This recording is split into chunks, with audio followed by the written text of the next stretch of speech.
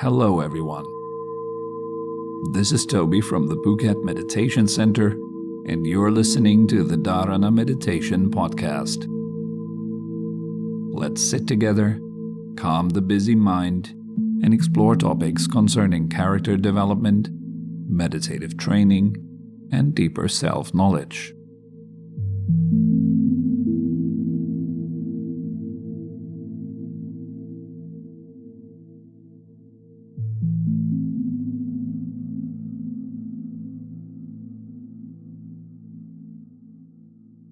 So let's begin by sitting upright. Suspend the head from above, lifting the skeleton, let the flesh melt into the ground.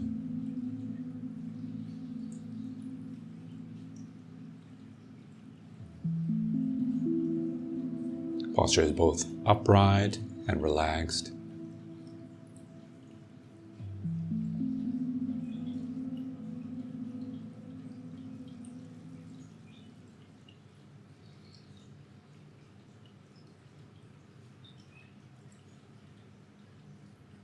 Taking a few deep, comfortable breaths. Almost opening up the whole body.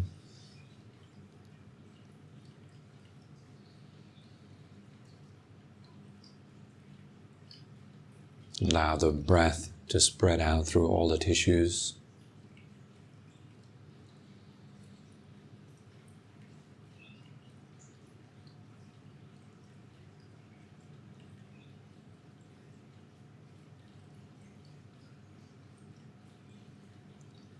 Feeling the totality of your body as you breathe in and releasing as you breathe out.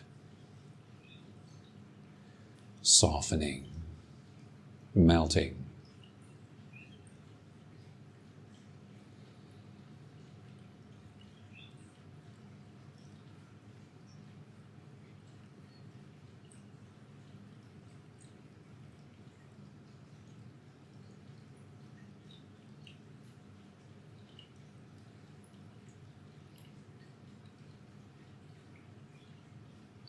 Let go of all the unnecessary tension that you might be holding on to.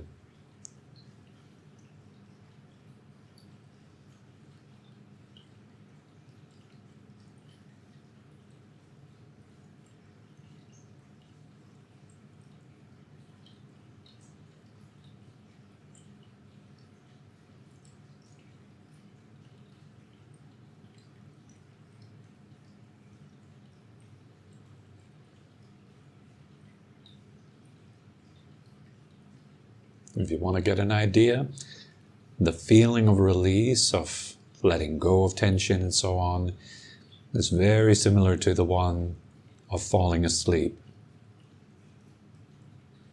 When you put your head on the pillow, you close your eyes, and just let yourself drop off into sleep.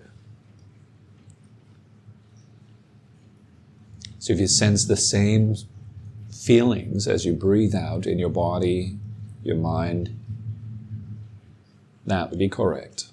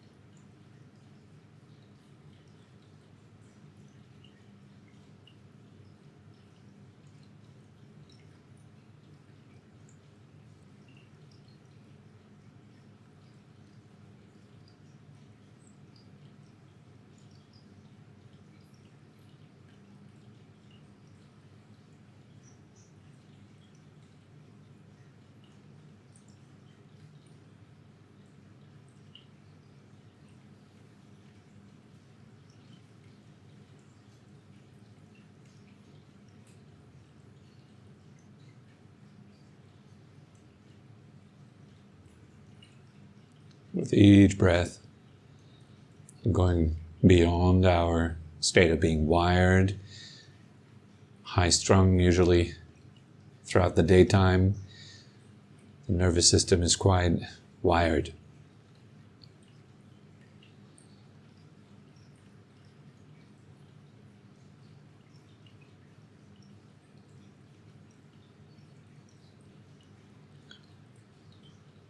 So you want everything to settle down a bit before we go deeper into the actual practice.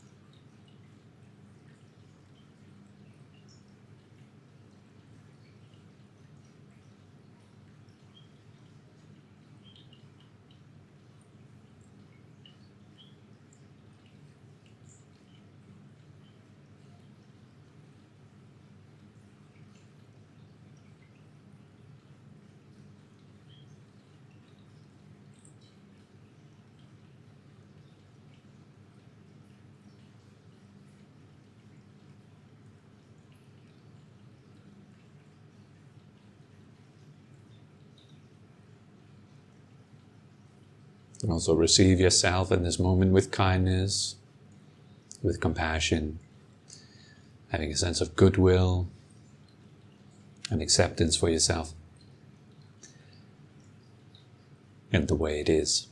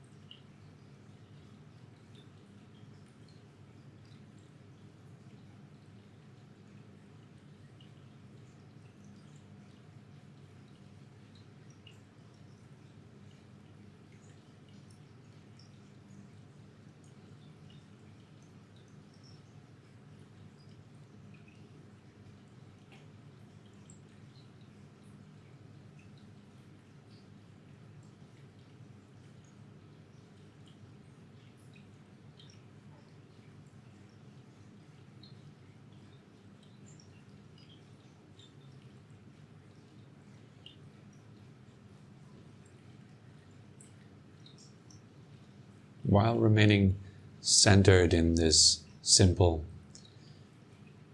exercise of breathing in, feeling the body, breathing out, releasing and softening.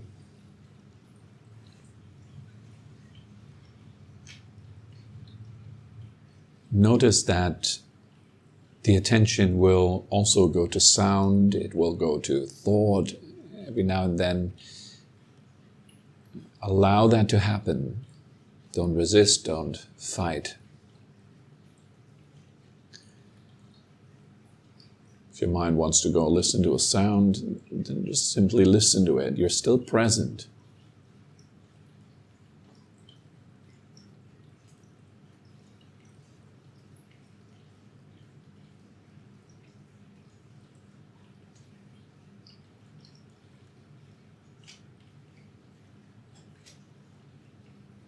If you notice the arising and passing of thoughts without being identified, without being involved in any way, you just see them pass by like clouds in the sky. You're present as well.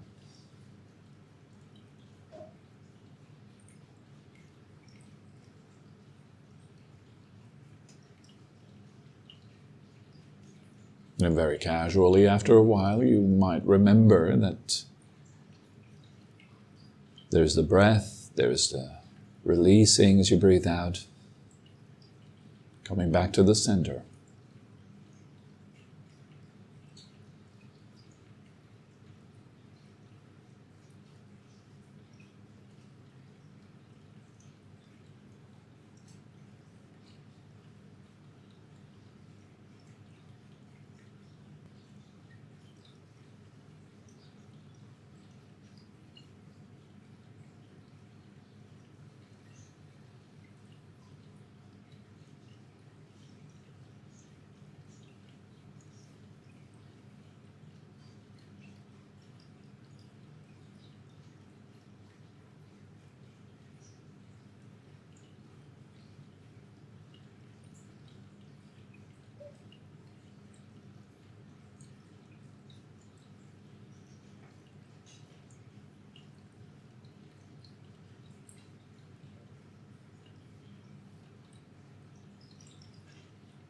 The whole point is to really let go of pressuring yourself and pushing, but instead guiding yourself with kindness, encouraging very gently to be awake, to be aware to what is going on, releasing all this typical stress of trying to perform, trying to do everything perfectly, trying to be the number one. And all that is actually stress. There's no rush, no pressure.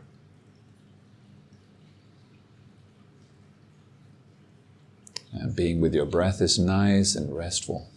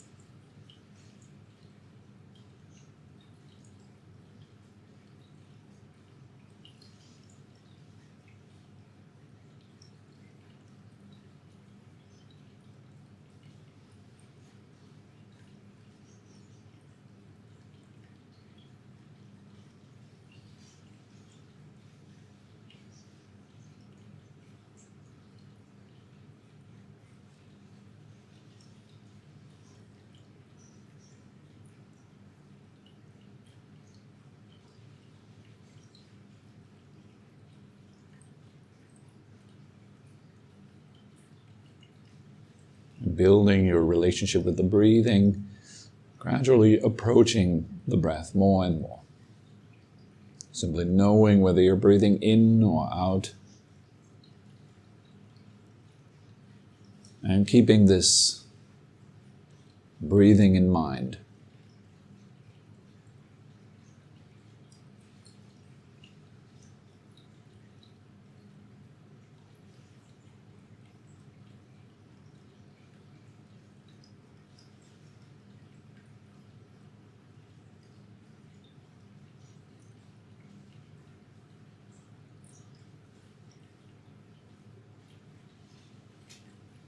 Try this with a single breath. It's knowing the beginning of the in-breath all the way until its last moment. And then knowing the beginning of the out-breath all the way down to its last moment.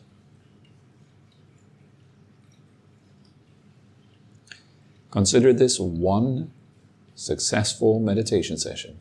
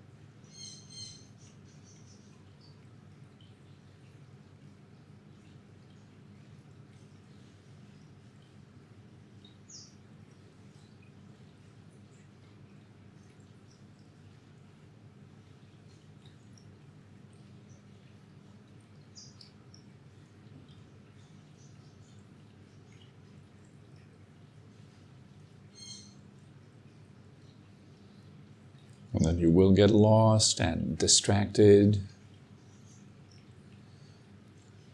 And by some sort of force or intelligence, you're suddenly waking up again.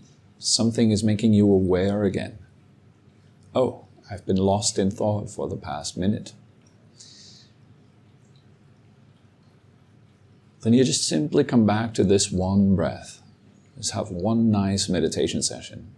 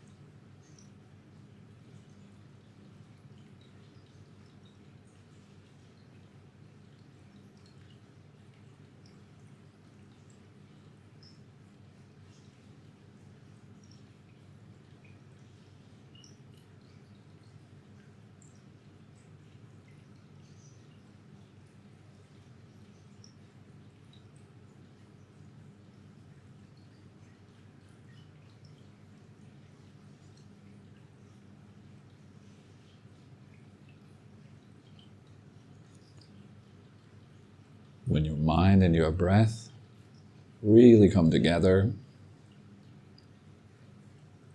and everything becomes more and more still, centered, pleasant.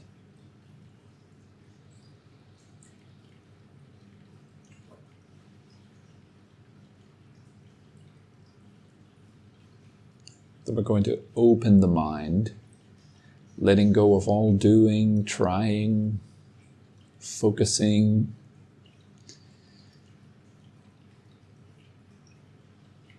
Simply sitting with your natural presence, the beingness that is at the essence of yourself. The only thing that cannot be done, that is always already here.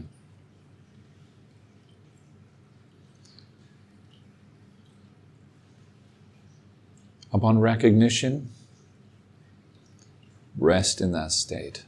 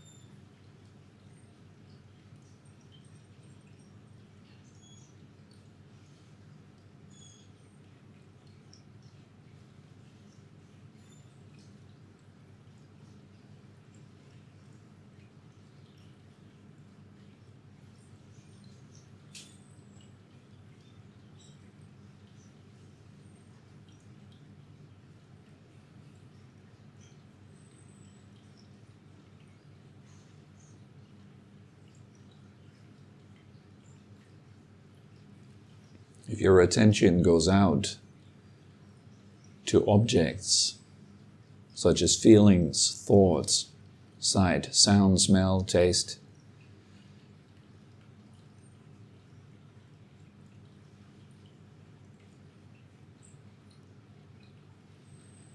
notice how all those experiences, all those objects naturally arise, change, and pass without your doing, without your trying, just following their nature.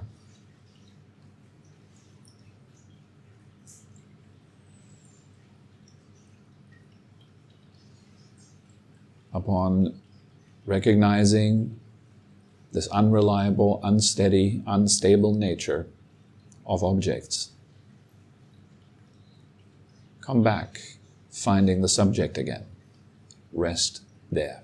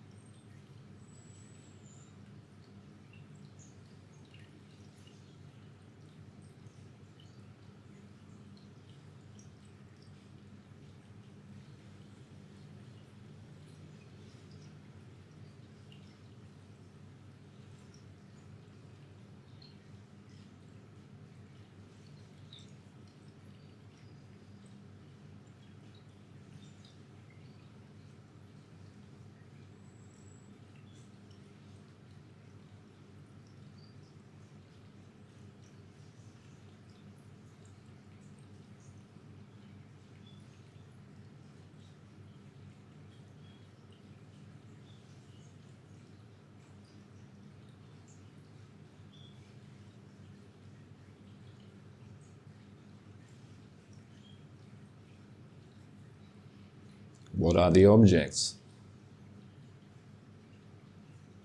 The objects are everything that is experienced.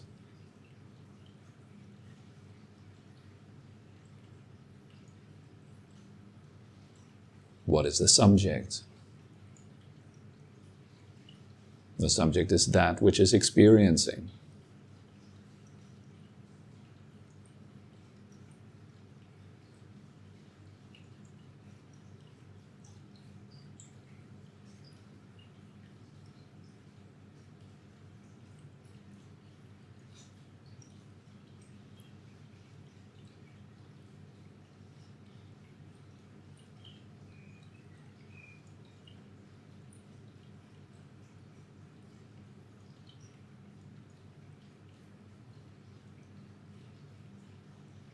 There's both feelings and that which is aware of feelings.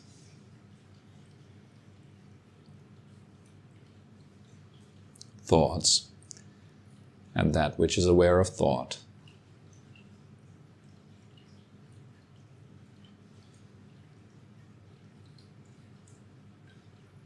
Sound and that which is listening to it.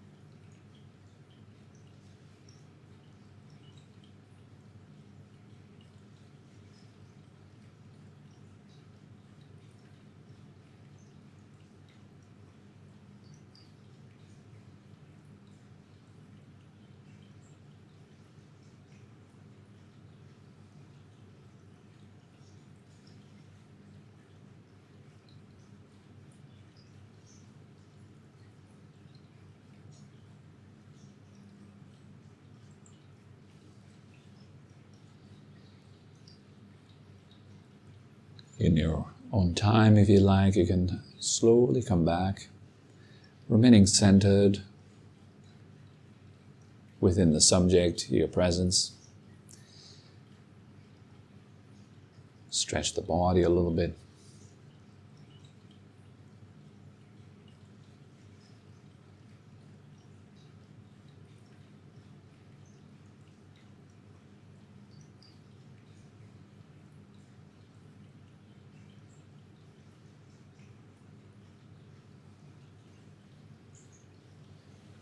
Good morning, everyone. Nice to see all of you. Do you have any kind of questions, anything you bring to the session today that you'd like to explore?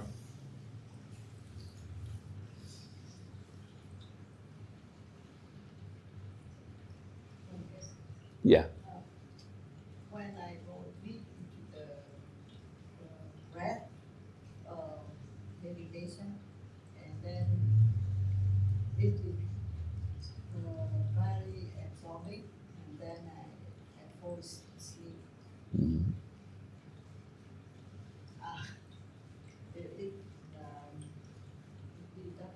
It's very calm down the mind, and then I easily falling asleep. Normally, I'm not easy to sleep. Mm-hmm. Good question. Okay. So that makes for a good topic for today, actually.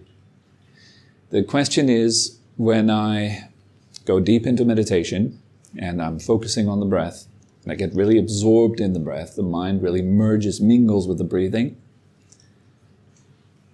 I fall asleep after a while.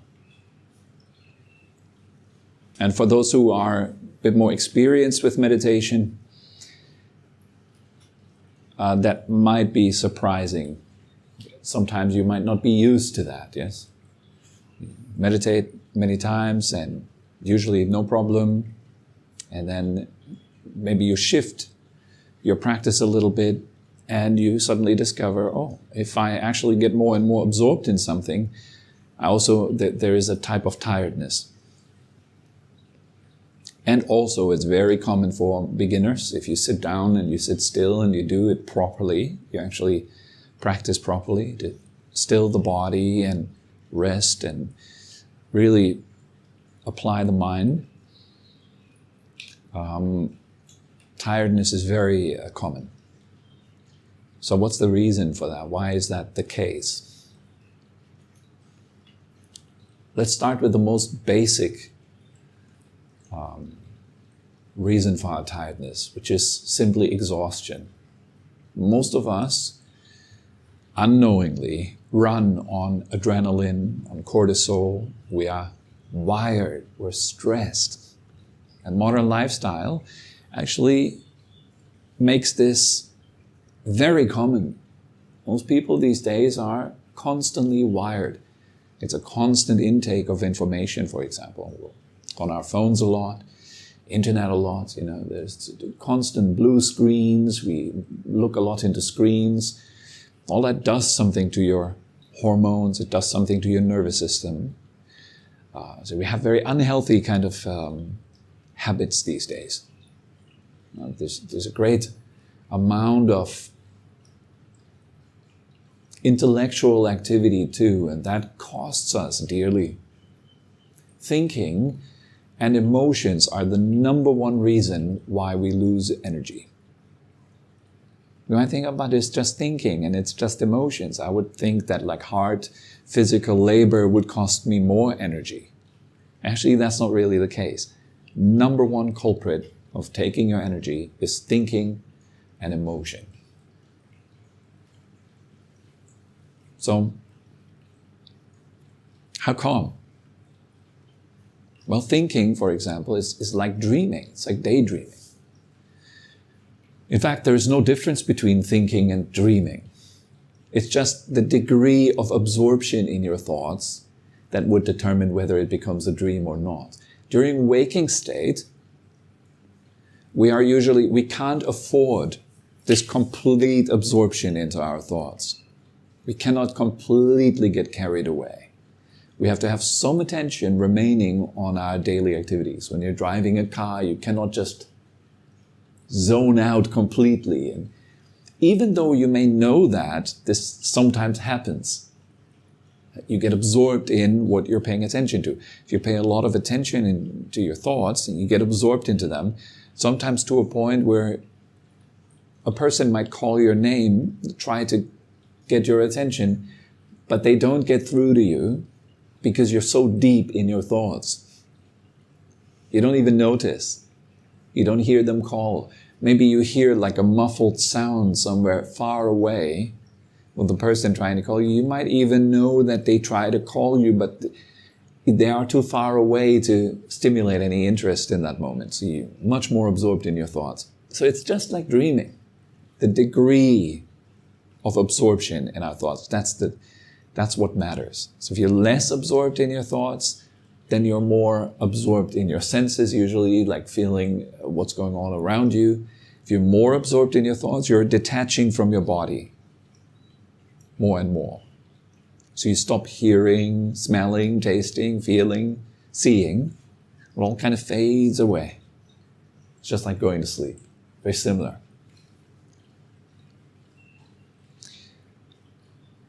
So now imagine the processing power of your brain that is required to maintain two realities. One, the reality of your surrounding in which you have to make sure that you're not dying, so that you're not like crashing your car or, walk walk into oncoming traffic or something like that. You have to be awake to a certain extent. And also at the same time you're maintaining the inner world, your dream, your daydream, the processing power that is required for that is tremendous. It's huge. Your brain has to maintain two realities at the same time. The waking reality and your daydream. And that costs you dearly. Obviously, the number one consumption of energy in your body would go to the brain, to the heart, to the digestive system and so on. But number one to the brain, because the brain is like it powers everything. It makes the heart beat, it makes your digestive system work, and so on. So it requires a lot of power. And if that power is actually, if your consumption is very high, where are you taking that power from? So we usually have food, we have sleep and so on. We recharge our battery with these things. Sunlight, breath, all that kind of provides an income of energy to your household. But if you spend more than you have, you are using up future resources. You're basically using future energy, you borrow it to enjoy yourself right now, perhaps, if you don't have that available. And what allows you to do that is adrenaline, cortisol. It's like you're drinking a lot of Red Bull so you can continue doing the project that you're working on. You're borrowing future energy. It's kind of that idea. Yes? You're running, you're not actually running on real energy. You're running on something that just keeps you functioning while the real energy is already used up. Yes? You can't do that for very long. Your kidneys will burn out, you will burn out, everything will go down the drain. You will lose your ability to think straight and function in this daily world. If you really break down, if you just really don't have any reserves anymore, and not even any steam that you could be running on, it's called burnout. Or depression. Depression is not sadness. Depression is a lack of energy. And you might wonder, well, but I'm not doing all that much. Thanks. I'm not doing all that much. Oh, yes, you are. You're producing virtual realities in your head all day long, thinking about things that do not exist, thinking about people that are not here, thinking about things that make you upset and so on, things that trigger your emotion. And that's where it gets really heavy. When you start to burn energy in order to produce emotion, very often it's a very unwise investment. Think of it like this. It's like an investment of energy. If I allocate energy to produce thought and emotion, is that worth the return? Does all the thinking and all the emotions that I feel day in, day out, are they worth of the return that I'm getting from it? Most of us don't even remember what we felt and thought about 2 hours ago. Not even that far. You'd have to think, oh, what actually did I think and feel 2 hours ago? Where was I actually? Oh yeah, I just had breakfast or something like that. Then you have to remember what you had for breakfast. Well, most of us, memory is quite weak. It doesn't have a lot of energy resource because most of it is just fired out by thinking and feeling things that do not really matter. And we all know that. We are great at wasting energy. So it's a question of energy management. And what happens when you meditate? What happens when you meditate is the centers of energy consumption in your body consume less. It's like you're turning down your level of consumption. When you do that, you eventually reach a state where you're not wired anymore. You like kind of drop out of that nervous everyday state, and you're entering a type of calm, rested state. The brainwave frequency has changed. Your heartbeat is toning down. Your breath becomes more relaxed, more calm. Why? Because it isn't needed anymore. The body is very intelligent. So it lowers all these things. It's not required anymore. And for a lot of people, the first thing is that now they are not running on fumes anymore. So the levels of cortisol, adrenaline have dropped significantly. You're out of your stress response and you enter the relaxation response. And when that happens, your body will get what it desperately needs first. And so it will usually shut down for a lot of people. For the body, it's an opportunity to get rest. So if your body falls asleep, as soon as you're beyond the adrenaline fog, you're coming out of that adrenaline fog into clarity, and your body is entering that state where it understands, oh, now I actually can get what I desperately need. It will immediately shut down the system to recover. The body doesn't do that to work against you. It does it because it's intelligent. Nature is incredibly intelligent. So your body will just shut down. And that's a good sign. It's a good sign usually. I don't think it's a bad sign when you hit the sleeping threshold.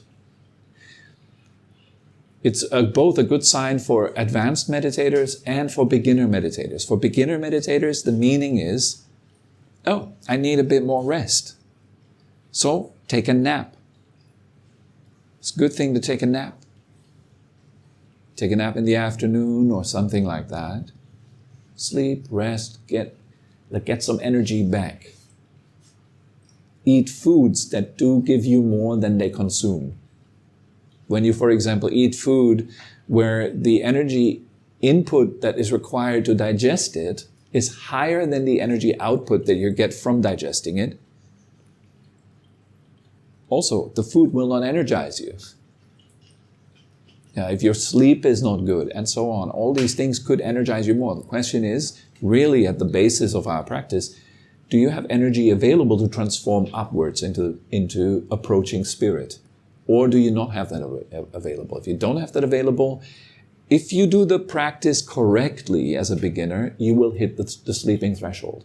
It means you've gone beyond the stress response.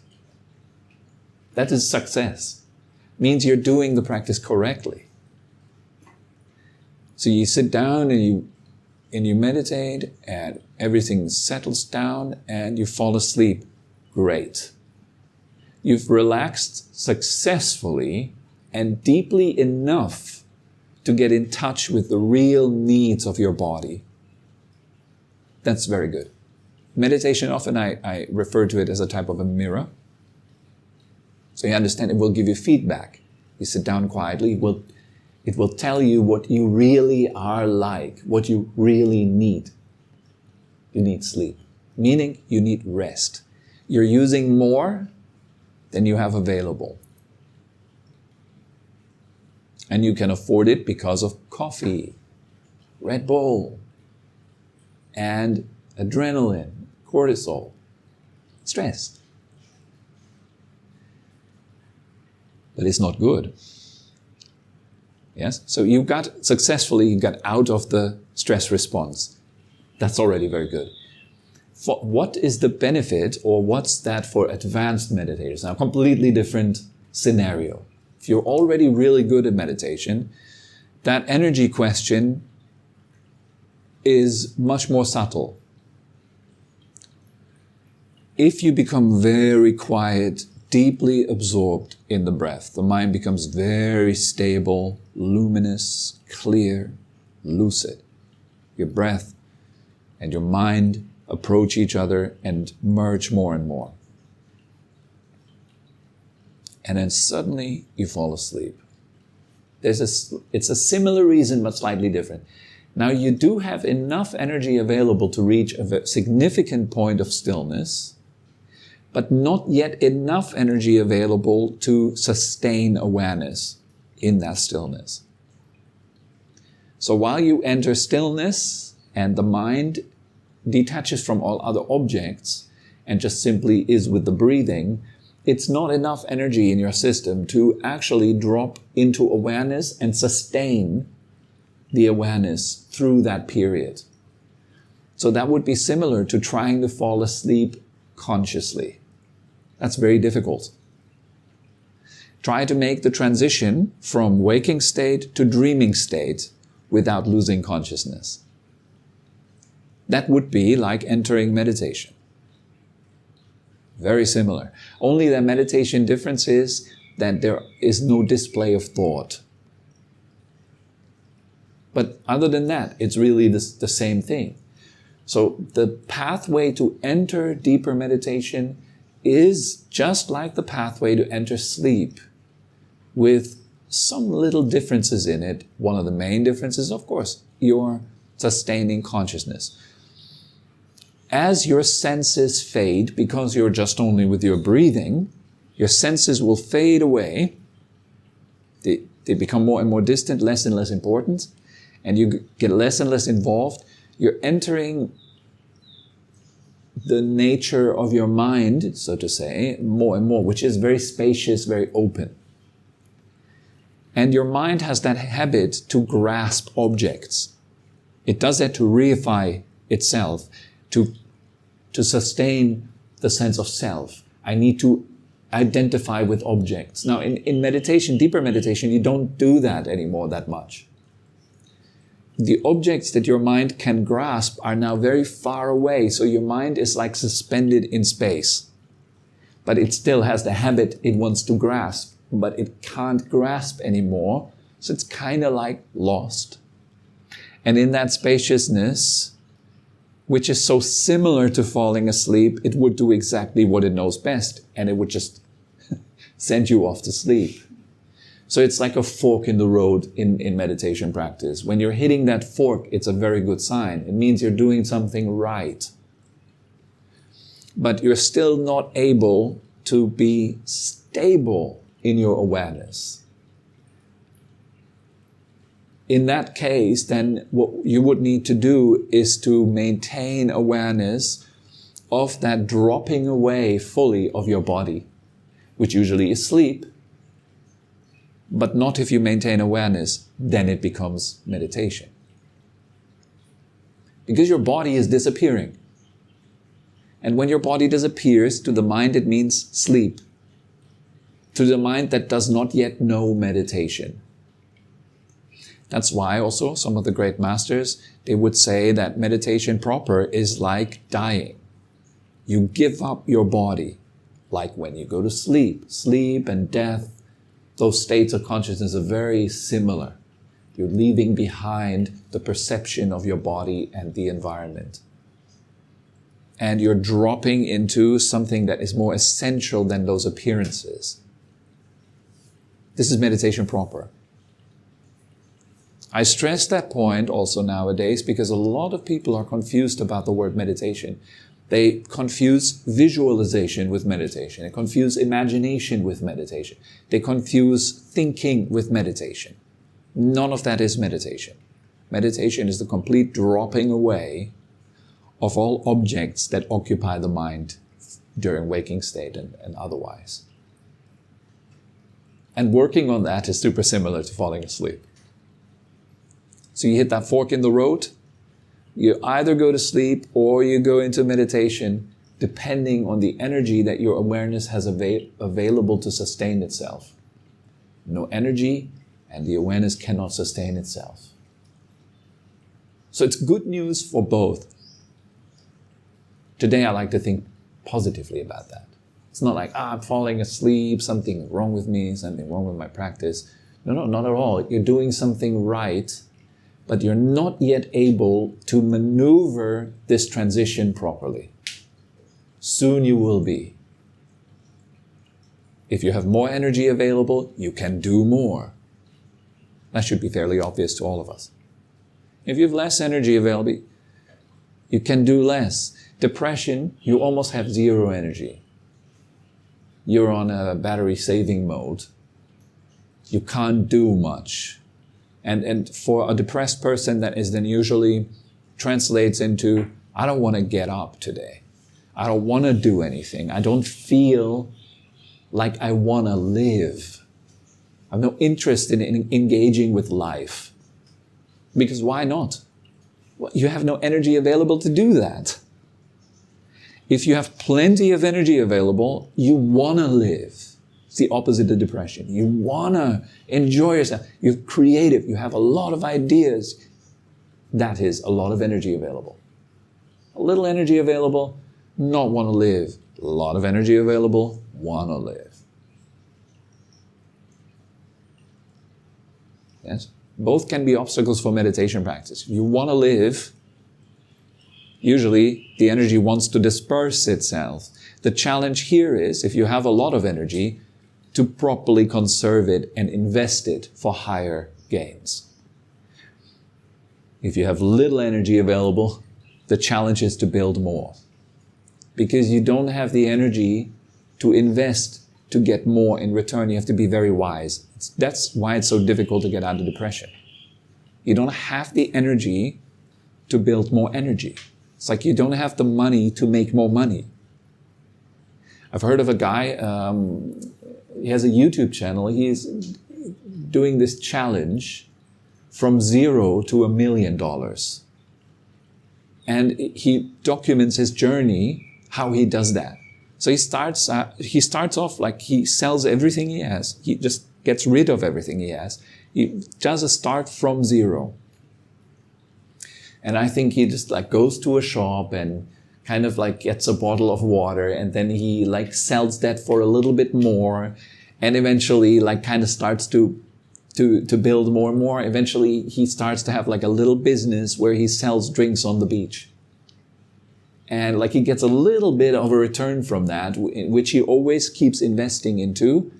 A part of that, he keeps investing into building his business, which I find fascinating because it can teach us a lot about how to invest energy. I don't know if the guy is still doing that, but the principle works. That's how people make a lot of money. They just good at energy management. They know that money is an energy and they know how to invest it properly. Most people in the world, they just live from the hand into the mouth. We just impulsive. We just spend. I've got money and spend it. No thinking twice. We're just governed by desires. I want this now. I can buy it now. You buy it. Some people even live based on debts. They borrow money everywhere they go. Borrowing energy. Similar. We are running on adrenaline. We are totally stressed out. Where do we get the energy from to continue? We have to borrow it. But if you borrow something, you have debt. And you'll get in touch with that debt if you go beyond your wired state. Then you can make up for it. You can pay back. Get some rest, get some sleep, optimize your life. All right? That's all that comes to mind about this topic. I hope that was helpful in some way. We hope you enjoyed this episode and had a meaningful time. For more information and upcoming events, head over to our website at phuket-meditation.com. Thank you very much for listening and have a wonderful day.